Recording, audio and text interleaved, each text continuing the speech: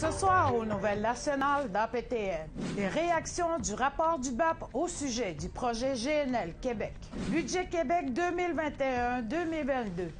2 millions pour les Premières Nations. Et en entrevue, Patrick Huard. C'est pas normal qu'aujourd'hui, on s'entende pas bien.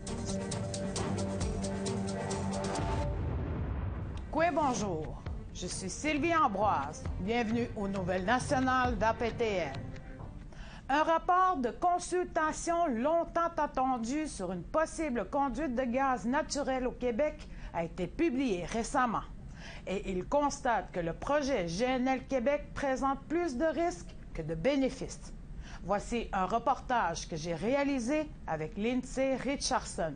Énergie Saguenay. Le temps presse avant que la province ne rende sa décision officielle sur le gazoduc de 9 milliards de dollars connu sous le nom de GNL Québec. Des exportations potentielles à l'étranger pourraient aider la province à se remettre en ces temps difficiles de la pandémie. Sauf que, pendant des mois, les écologistes, les gouvernements d'opposition et les chefs des Premières Nations ont insisté sur le fait que l'approbation du projet pourrait déclencher le début de la crise personnelle des pipelines au Québec. Le projet GNL Québec se répartit en 3 parties.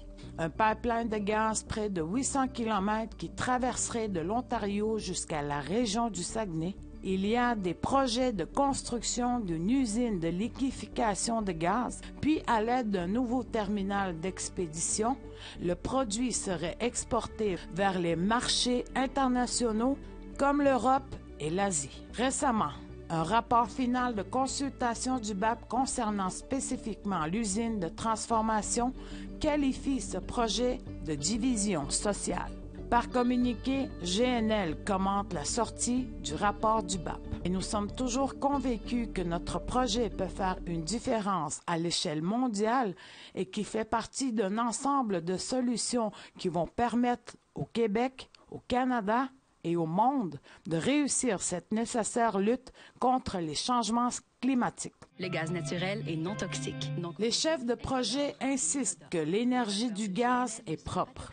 Mais le projet ne gagne aucun point de popularité à l'Assemblée nationale du Québec. L'ensemble des partis provinciaux de l'opposition est contre elle. Et avec au moins 8 communautés près du tracé du pipeline, les Premières Nations sont également sur la pression. Ces projets-là sont dangereux pour nous, pour notre futur, et apportent absolument rien économiquement au Québec, aux communautés autochtones. On parle de juste d'être un chemin de transport, de prendre tous les risques et d'avoir très peu des retombées vraiment positives. Donc, ce qui est fantastique, c'est qu'on parle beaucoup de transition énergétique dans ce rapport-là. Puis je pense que c'est ce que les communautés ont vraiment le désir de voir apparaître sur leur territoire. Un récent sondage montre que plus de la moitié de la population québécoise s'oppose maintenant au projet GNL et une pétition en ligne a recueilli plus de 121 000 signatures. On craint que l'approbation du gazoduc retarde la transition mondiale vers les énergies vertes. Le Québec, quant à lui, dit que c'est la société pipelinière de prouver que ce ne sera pas le cas. Sylvie Ambroise, Nouvelles nationales d'APTN, Montréal. La Commission des droits de la personne et de la jeunesse a annoncé l'ouverture d'une enquête au centre de réadaptation de Bécomo, le pavillon Richelieu. Le centre héberge majoritairement des enfants et des adolescents inuits de la Côte-Nord. Or, la Commission a ouvert une enquête après avoir été informée sur les possibles manquements dans les services et les conditions de vie des enfants. Elle relate également une problématique de surpopulation occasionnant un manque de scolarisation chez les jeunes. Nous en saurons plus sur ce sujet bientôt. Le Québec a déposé son budget provincial 2021-2022. Les plus grands investissements sont dans les infrastructures et les soins de santé. Mais manquant dans le budget de cette année, c'est une augmentation de financement ciblé pour les Premières Nations. En 2020, le Québec a accompagné 200 millions de dollars sur 5 ans pour les affaires autochtones. Cette année, 2 millions de dollars supplémentaires ont été ajoutés pour créer un groupe de travail pour les enfants autochtones disparus. L'accès à l'éducation a également reçu un petit soutien. Mais pour le moment, le ministre Yann Lafrenière croit que l'investissement initial de 200 millions de dollars est suffisant pour continuer à répondre aux conclusions de la commission Vien. Dès mon arrivée en poste, j'ai commencé à faire des annonces pour changer, pour mettre en place des recommandations de la commission Vien, de l'INFADA, entre autres. Et on va continuer dans cette voie jusqu'à la fin de l'année. C'est vraiment une façon d'amener des changements qui sont réels, qui sont sur le terrain, qui amènent un changement dans la vie des gens. Au retour, on vous parle de la GRC. La Commission civile d'examen des traitements des plaintes dit qu'il y a eu de la discrimination dans l'affaire Bouchy. Restez là.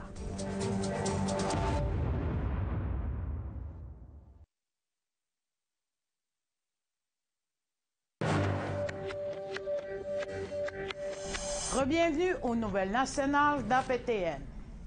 En lien avec l'enquête sur la mort par balle de Colton Bouchy en 2016, la Commission civile d'examen et de traitement des plaintes, qui est l'organisme de surveillance de la GRC, a révélé que les autorités ont fait preuve de discrimination raciale à l'égard de la mère de l'homme de 22 ans. Un reportage de Priscilla Worth d'APTN. La Commission civile d'examen et de traitement des plaintes a conclu que Debbie Baptiste, la mère de Colton Bouchy, a été traitée avec un tel manque de considération par la GRC au moment où elle a été informée de la mort de son fils que cela équivalait à de la discrimination. L'avocat Chris Murphy, qui a aidé la famille, est en accord avec les conclusions de la commission. The RCMP did not have reasonable grounds to believe that there was an armed man inside Debbie's home, but 7 men and women surrounded that home with their carbine rifles in their hands anyway. Debbie came onto the porch where an RCMP member told her about Colton's death.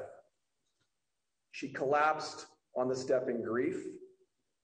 The RCMP took her inside. Then they commenced the illegal search of Debbie's home. And as the CRCC found, the RCMP told Debbie to get it together. They asked her if she'd been drinking. They smelled her breath. Then Debbie told the officers she was waiting for Colton to come home and his dinner was in the microwave. The police didn't believe that, so they searched the microwave too. La GRC a mené sa propre enquête sur la façon dont les agents ont traité la mort de Colton Bouchy, et celle-ci n'a révélé aucun acte répréhensible. Colton Bouchy a été tué par balle en août 2016, lorsque le VUS qu'il conduisait s'est retrouvé sur la propriété de l'agriculteur Gérard Stanley, près de Bigard, en Saskatchewan. Un jury a reconnu Gérard Stanley non coupable du meurtre au 2e degré à la suite du témoignage de ce dernier au cours duquel il affirmait que son fusil avait connu une défaillance après qu'il ait tiré des coups de feu d'avertissement. Le verdict a été décrié par de nombreux groupes autochtones partout au Canada. Aujourd'hui, la mère de Colton Bouchy, Debbie Baptiste, affirme que le mauvais traitement dont elle a été victime est un autre exemple d'injustice. I did not deserve to be treated the way I was treated. And the RCMP to clear themselves on no wrongdoings shows the injustice that continues where that needs to change. Eleanor Sunchild, avocate de la famille, explique que la lumière doit être faite quant à la façon dont la GRC a traité cette affaire. We are pleased with that finding of discrimination by the CRCC, but systemic racism underlies this entire case. It's the family's position that systemic racism has plagued this case since day one. Déby Baptiste souhaite que d'autres familles n'aient pas à subir le traitement qui lui a été réservé. Felt like I was forever fighting a battle that could never be won. This is the time that we step up now and we tell you the injustice and the racism in the courtroom, the discrimination needs to stop. Things need to change. Priscilla Wolfe, nouvelle nationale d'APTN, Saskatoon. Récemment, la Première Nation de Petkajkum a décidé d'expulser de sa communauté tous les agents de police provinciaux de l'Ontario. Cette décision fait suite aux allégations d'inconduite à l'égard des agents dans la communauté. Ces comportements durent depuis plusieurs années. Les tensions entre la police et la communauté ne datent pas d'hier. En 2015, l'immeuble du détachement de la police provinciale de l'Ontario et quelques voitures de police ont été endommagées. Ces événements sont survenus à la suite de protestations de membres de la communauté contre l'arrestation d'un conducteur prétendument ivre, en réaction à l'expulsion de la police provinciale de l'Ontario par la communauté. Service autochtone a fait évacuer tout le personnel médical de Petkajkum. Le député ontarien Sol Mamagua est le porte-parole de l'opposition en matière de relations avec les Autochtones.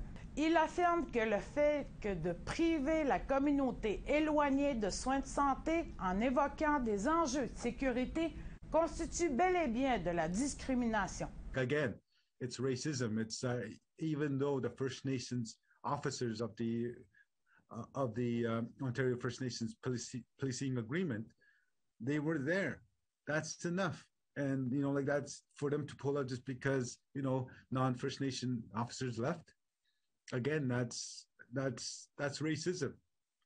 And I think we need to bring back the officers, the nurses as soon as possible. La PNQL a présenté un webinaire dont le thème portait sur le rôle qu'a l'éducation pour mettre fin au racisme à l'égard des Premières Nations. 4 invités étaient présents autour de cette table ronde. Un reportage de Shoshan Bacon. Gilbert Whiteduck, coordonnateur pour le Centre de traitement Wanaki, affirme que le système d'éducation provincial ne permet pas aux jeunes Premières Nations de développer leur potentiel en tant que Premières Nations. Pour moi, les lois qui sont en place ont été développées pour les Québécois.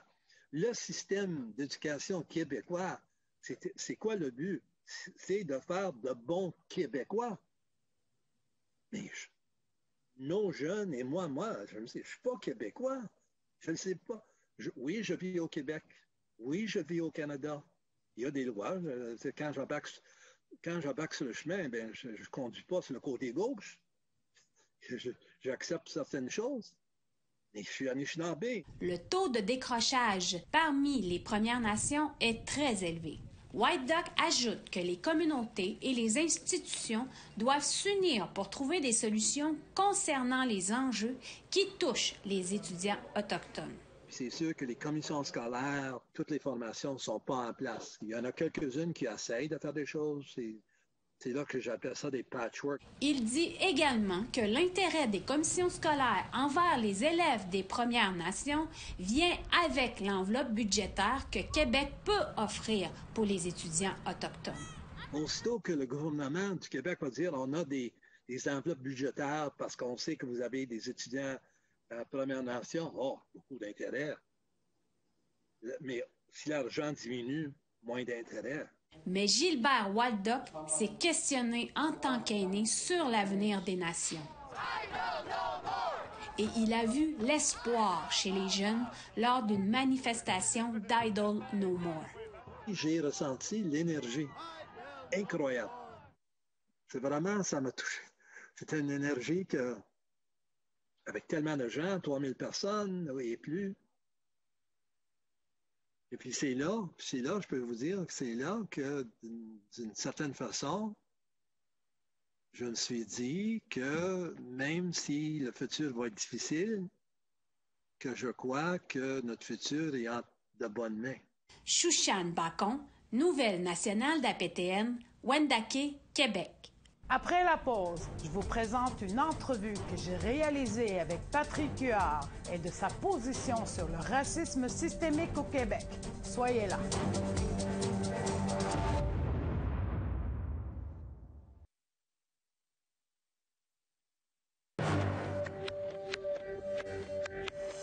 Bienvenue aux Nouvelles nationales d'APTN.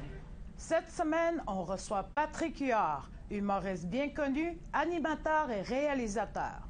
Récemment, à son émission La Tour à TVA, il avait pris position sur le racisme systémique, quelque chose que le gouvernement ne fait pas. Le voici. Quoi, Patrick Huard? Quoi? Ça va bien? Oui, ça va bien. Récemment, vous avez fait l'observation que les Québécois traitent aujourd'hui les Autochtones de la même manière que les Québécois ont été traités avant la Révolution tranquille. Pouvez-vous élaborer? En fait, j'ai pas nécessairement dit que c'était de la même manière. Ce que j'ai dit, ce que j'ai voulu faire comprendre au ministre des Affaires autochtones, le nouveau ministre, c'est que je trouvais ça étrange qu'on n'avait pas d'empathie et de compréhension, alors que nous, on avait vécu ça. Que les francophones avaient vécu de l'ostracisation quand, dans les années 40, 50, 60, 70, même, je dirais, jusqu'en 80, moi, je le sentais encore. J'étais un jeune adolescent en 80, puis il y a des moments où je sentais ça, mais c'était moins pire. Mais je sais que mon père l'a vécu, ma mère l'a vécu, ils m'en ont parlé. Puis, c'était pas aussi grave que ce que les Autochtones ont vécu, selon moi. Mais c'était quand même important, puis ça a marqué notre peuple. Puis, nos demandes sont un peu les mêmes. On a demandé longtemps, les francophones québécois, d'être reconnus comme une nation. On a demandé une forme d'autonomie dans un paquet de choses. C'est toutes les mêmes revendications. Puis, je voulais juste souligner que je trouvais ça étrange qu'on n'ait pas, nous, le réflexe de le comprendre quand c'est quelqu'un d'autre qui le fait. Justement, pourquoi pensez-vous que le gouvernement ne veut pas reconnaître qu'il existe du racisme systémique? Je peux pas parler à la place du gouvernement. Je ne sais pas exactement pourquoi ils veulent pas reconnaître ça. Je pense que ils ont peur que ce soit interprété. Puis là, je parle pour moi. Des fois, les gens ont peur qu'en disant ça, c'est admettre qu'eux sont racistes. Puis, c'est pas ça, le constat. Le constat, c'est que il y a des choses qui se sont installées dans la culture qui sont pas correctes. Et des choses qui sont installées dans nos systèmes qui sont pas correctes. Et qu'il faut changer, enlever, faire évoluer. Les relations hommes-femmes ont évolué dans les 50 dernières années. Notre relation avec des choses aussi simples que la gestion des ressources, la gestion... Tu sais, on fumait dans l'auto il y a à peine 25 ans avec nos enfants. Ça a changé, ça a évolué. Ça ne veut pas dire que on fait les mauvaises choses maintenant. Ça veut dire que c'est installé depuis longtemps et qu'il faut changer ces affaires-là. Quelle serait la solution ou les solutions pour éradiquer le racisme systémique au Québec? C'est ce que mes contacts avec mes amis des Premières Nations m'ont appris, c'est que j'ai posé des questions. Puis ils ont été assez gentils des fois pour me dire aussi, tu sais, quand tu dis ça, on n'aime pas ça. Tu sais, on sait que tu n'es pas mal intentionné, mais ça, c'est pas la bonne affaire. Ça, c'est pas vrai. Et ainsi de suite. Puis il faut que dans nos écoles, dans partout, on fasse redécouvrir ce qu'il y a de positif par rapport à la culture des Premières Nations. Les points communs qu'on a ensemble, on est fait pour s'entendre. Dans les faits, on serait supposé super bien s'entendre. On a tellement de choses en commun. Quand on est arrivé ici, vous nous avez aidés tout de suite. On a créé des communautés ensemble, des francophones particulièrement avec les Autochtones. On s'est super bien entendu.